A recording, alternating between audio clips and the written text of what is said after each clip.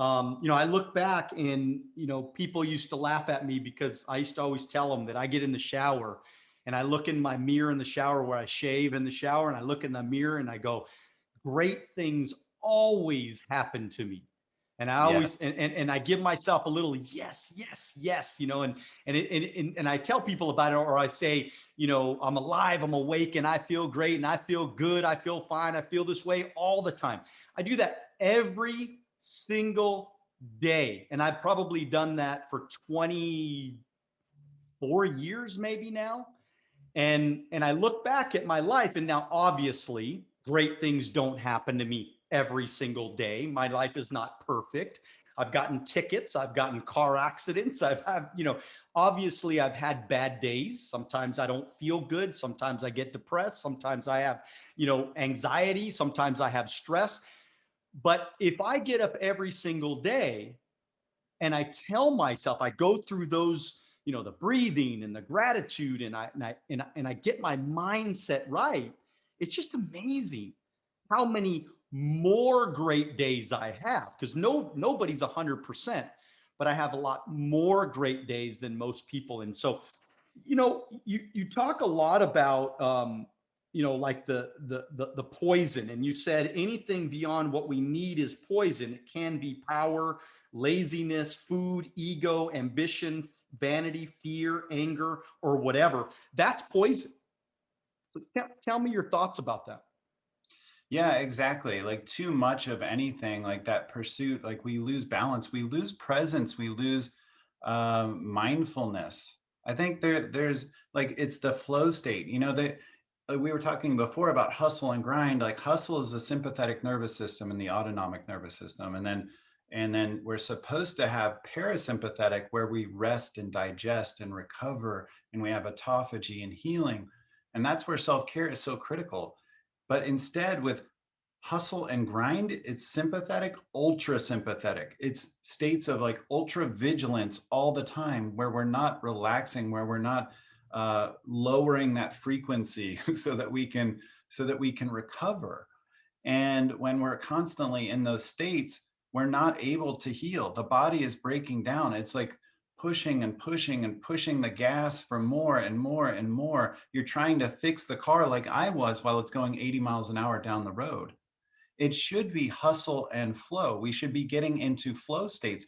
Flow is when we're in our purpose, when we're executing our why, and when things are coming to us. Like there was a conductor that talked about when he was conducting the orchestra having the phantom hand, that like it was just like his hand took over and it just knew what to do. And that's like the flow state, like when we're literally living our why.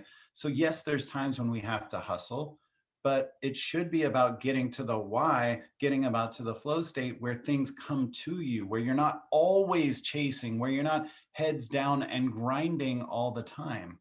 And that's the difference, is like when you can be present, there's life happening around you all the time. And quite frankly, I think we're in the right place, right time, all the time. We're just heads down too much that we don't even notice it. And occasionally when we have our head up, we notice something amazing happen. And that's surprising to us. But if we were heads up more often, if we were present more often and less distracted with our cell phones, with our emails, with our TVs, with the news, with the radio and all the things going on, finding ways to distract ourselves because we don't want to look inwards, we don't want to connect with people on a deep level, then we're not being present and we're not manifesting a greater life. And that's the problem, like that it's really about that balance, and it's about that level of being present for the life that's happening to you. We're spending way too much time distracted and not present. It's interesting because even my children, ever since they were born, we didn't allow them to watch commercials because I don't believe that commercials are good for our brains, especially because we're not conscious. A lot of times we might be doing something else. The TV's going on in the background. And it's funny because if a commercial accidentally comes on, we're all watching something together and a commercial comes on, they'll get mad at me and they'll say, "Are you watching commercials, Dad?" So, but it's so funny because I mean, we don't watch the news. You know, Right. we reject the news. We reject negativity. We reject, because look, the truth is there's nothing we can do about most of the things that are talked about on the news. I can't change what happened in 99.9% of the things that they talk about. But what it's doing is it's taking my focus and it's making me think about something that I can't control, number one, but it's getting my vibration to become lower. And it's taking my focus away from maybe the things that I should be focused on. And so I think focus, it has a lot to do why people feel like they don't have a lot of time, why they're always hustling and grinding. It's interesting because even in my business, I've kind of over the last couple of years, you've seen me, I went back to work. I mean, I got financially independent pretty young, and I went back after it the last couple of years, and I've had an amazing couple of years. But, if you look at my Calendly, I mean, it's blocked off on the weekends. I don't do a whole lot on the weekends when it comes. So I've been able to manage my calendar so in a focused way and organize it in a way that I get so much more done, but it's actually less time that I'm putting into the business. I mean, A it's like, hundred it, percent. A so hundred percent. do you kind Yeah, of feel that way? I mean, sometimes, I mean, oh, I mean, the level of distraction, people think that they're so busy and they don't have time for self-care, for going to the gym, for getting a massage, for hanging out with their family, for cooking that meal, for I just got to stop by the restaurant. Tell me about how busy you are. How much did you really accomplish? I bet you can look at the apps on your phone and see just how much time you spent on that phone. I bet it's a lot. I bet there's Instagram, Facebook, TikTok, all that stuff, right? YouTube. Okay, you're really busy, huh? There's something called task switching too, where no one, they said sometimes females and whatever, no one is a good multitasker. It's the giant lie. It's a huge lie. When we are doing two things at once, we're in a state that's called task switching, and we're constantly deciding which one is more important. And it can take up to 2 to 5 minutes to fully switch our focus back on something else. And if you think that's how effective work is done, think again. You want to be wealthy, you want to have time off, you want to make more money, you want to have great health, a great body. Stop distracting yourself with all the bullshit.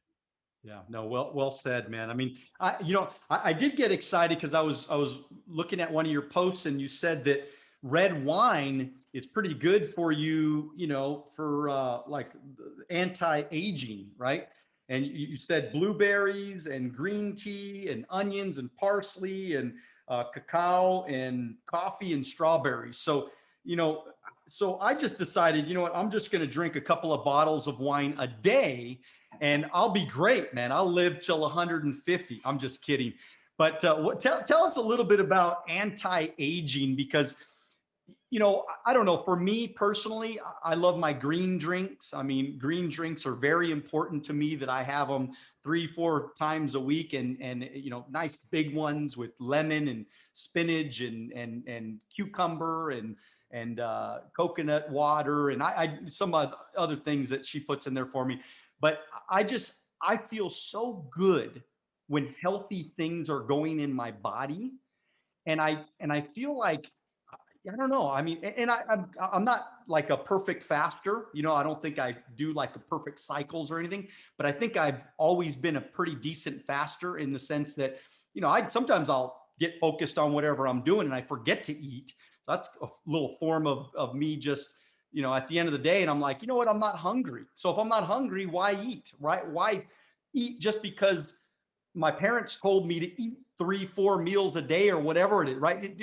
We're programmed. So talk to us about anti-aging and maybe we can live a little bit longer than normal. Yeah, so those compounds that you're talking about are in a group called polyphenols, and they're very powerful for anti-aging. You see these things as kind of the most storied foods and beverages in those cultures, especially in the blue zones where people live past 100, these super centenarians.